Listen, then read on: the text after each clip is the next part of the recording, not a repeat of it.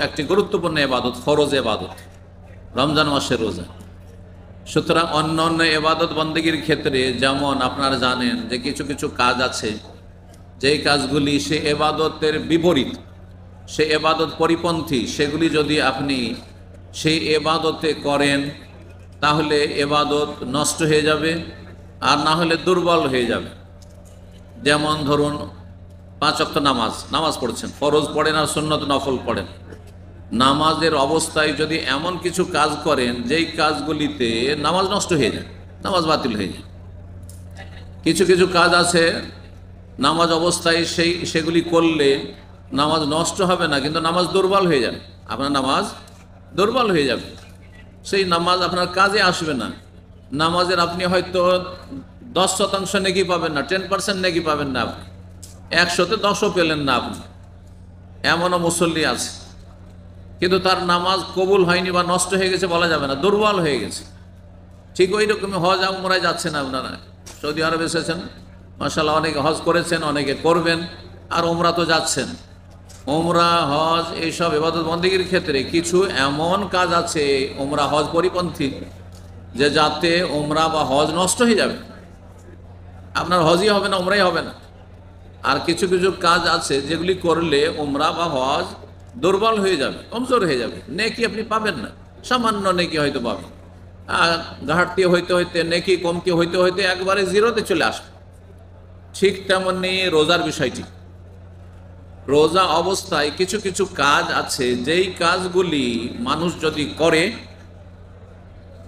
যেগুলি রোজা পরিপন্থী বিষয়, রোজার উল্টো বিষয়, তাহলে রোজা দুর্বল হয়ে যাবে, রোজা দুর্বল হবে, কিন্তু রোজা বাতিল হবে না, নষ্ট হবে না।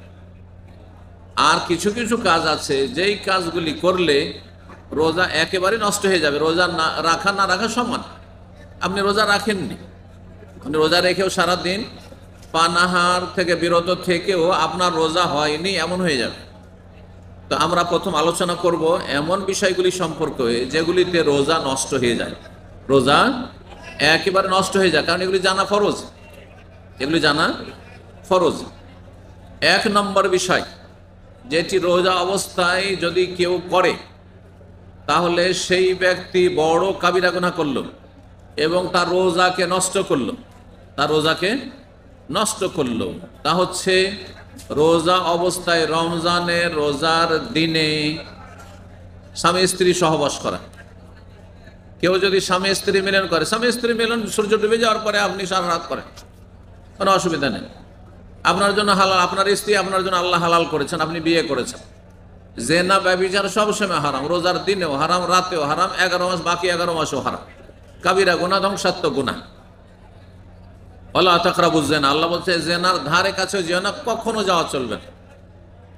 আল্লাহ রাব্বুল আলামিন স্বামী স্ত্রীর সম্পর্ক এটিকে বৈধ করেছেন এই বিবাহ বন্ধনের মাধ্যমে, কিন্তু সেটাও রোজা অবস্থায় চলবে না। রোজা অবস্থায় যৌনাচার চলবে না, সহবাস করা চলবে না, এবং সহবাসের প্রাথমিক পর্যায়ে যেসব আচার আচরণগুলি রয়েছে সেগুলিও চলবে না। তাহলে এই বিষয়টি আমাদেরকে প্রথম জানতে হবে, যারা বিবাহিত মানুষ রোজা অবস্থায় রোজার দিনে সহবাস করা হারাম, কাবিরা গুনাহ। বরং একজন মানুষ পানাহার কইরা যদি রোজা ছাড়ে, পানি খেয়ে নিয়েছে রোজা অবস্থায়, রোজা ছাড়ে, সেও কাবিরা গুনাহ করলো। আর একজন সহবাস করে সে রোজা নষ্ট করলো, সেও কাবিরা গুনাহ করলো। কিন্তু যেই ব্যক্তি সহবাস করে রোজা নষ্ট করলো সেই ব্যক্তি বেশি বড় কাবিরা গুনাহ করলো, অপরাধী, সে চরম অপরাধী। এই জন্য তাকে 3টি কাজ করে ফিরে আসতে হবে আল্লাহর দিকে। গুনাহমুক্ত, পাপমুক্ত হইলে 3টি কাজ করতে হবে। একটি হচ্ছে রোজার কাফফারা, সবচেয়ে কঠিন কাফফারা দিতে হবে।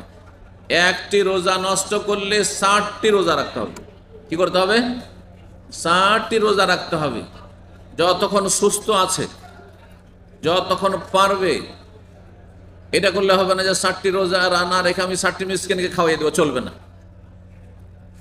আপনি যখন ফরজ রমজানের রোজা রাখতে সক্ষম, তাহলে 60টি রোজা কাফফারা আদায় করতে সক্ষম, 60টি রোজা রাখতে সক্ষম।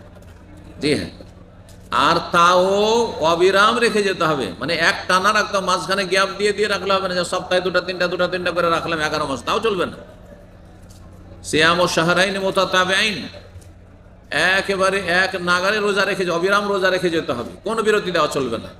একমাত্র মাঝখানে অসুস্থ হলে, যে দিনটা অসুস্থ, বেশি অসুস্থ হয়ে গেছেন, ওই দিন রোজা ছাড়তে পারেন, তারপর আবার কন্টিনিউ করতে হবে। এটা হচ্ছে কাফারা, সহবাস করে কেউ রোজা নষ্ট করে। 2 নম্বর হচ্ছে কাজা, একটি রোজা নষ্ট করেছেন, একদিন রোজা অবস্থায় সহবাস করেছেন, সেই রোজার বদল একটি রোজা, তাহলে 60টি কাফারা, আর একটি হচ্ছে কাজা, 61টি রোজা রাখতে একটি রোজার বদল। 3 নম্বর যে কাজটি করতে হবে, যে বড় কাবিরা গুনাহ করেছেন, সুতরাং আপনাকে খালিস অন্তর থেকে তওবা করে ফিরে আসতে হবে আল্লাহর দিকে। শয়তান আপনাকে বিভ্রান্ত করেছে, শয়তান আপনাকে জাহান্নামে নেওয়ার জন্য সঙ্গী বানিয়েছে। শয়তানের সঙ্গ পরিত্যাগ করতে হলে আল্লাহর দিকে তওবা করে খালেস অন্তর ফিরে আসতে হবে। আর তওবার শর্ত হচ্ছে 3টি, যদি আল্লাহর হক হয়। আর রোজা হচ্ছে আল্লাহর হক, মানুষের হক নয়। রোজা কার হক? আল্লাহর হক। কারো ধার কর্জা আছে, পাবে আপনার কাছে পয়সা, তাহলে সেটা মানুষের হক। হ্যাঁ, কারো উপরে জুলুম করেছেন, মানুষের হক নষ্ট করেছেন। হ্যাঁ, কারো আপনি গীবত করেছেন, দোষচর্চা করেছেন, মানুষের হক নষ্ট করেছেন। কাউকে আপনি মারধর করেছেন, আপনি মানুষের হক নষ্ট করেছেন। কাউকে খুন করেছেন, মানুষের হক নষ্ট করেছেন, প্লাস আল্লাহর হক নষ্ট করেছেন। কিন্তু রোজা অবস্থায় কি সহবাস করে, সে আল্লাহর হক নষ্ট করেছে। তাহলে এখান থেকে তওবা করে ফিরে আসতে হলে কি করতে হবে? তওবার 3টি শর্ত রয়েছে। কেউ আছে আল্লাহর বান্দা আমাদের এই সামনে যে 1000-এর বেশি লোক আছে, কেউ বলতে পারবে তওবার শর্ত কয়টি এবং কি কি? হ্যাঁ, আছে কেউ? তার মানে মাশাআল্লাহ, আপনার সব ফেরেশতা চরিত্রের মানুষ, ভুল হয় না।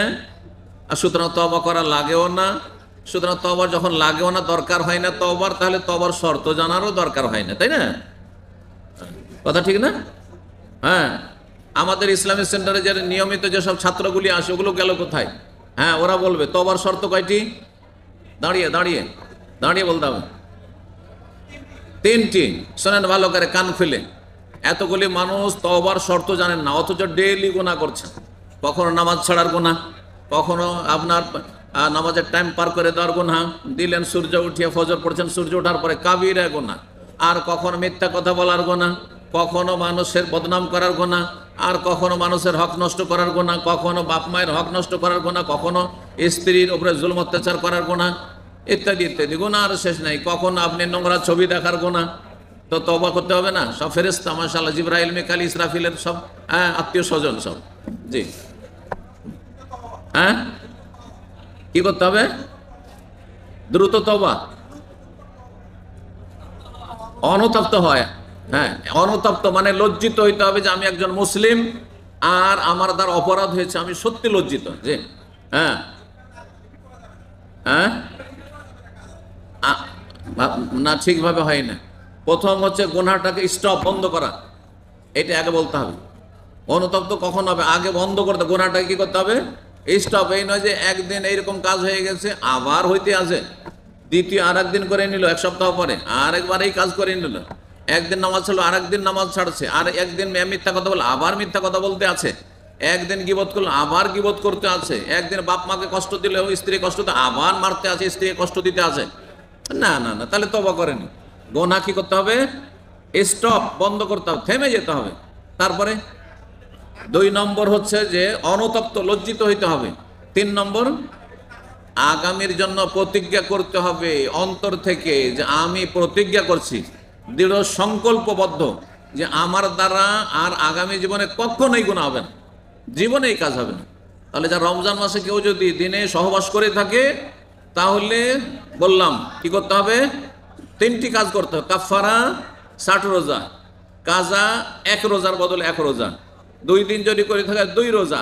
আচ্ছা, স্বামী স্ত্রী 2 জনের সম্মতিতে হয়ে থাকে, তো 2 জনকেই কাফারা দিতে হবে, 2 জনকেই কাজা করতে হবে, 2 জনের রোজা নষ্ট, আর 2 জনকেই তওবা করতে হবে।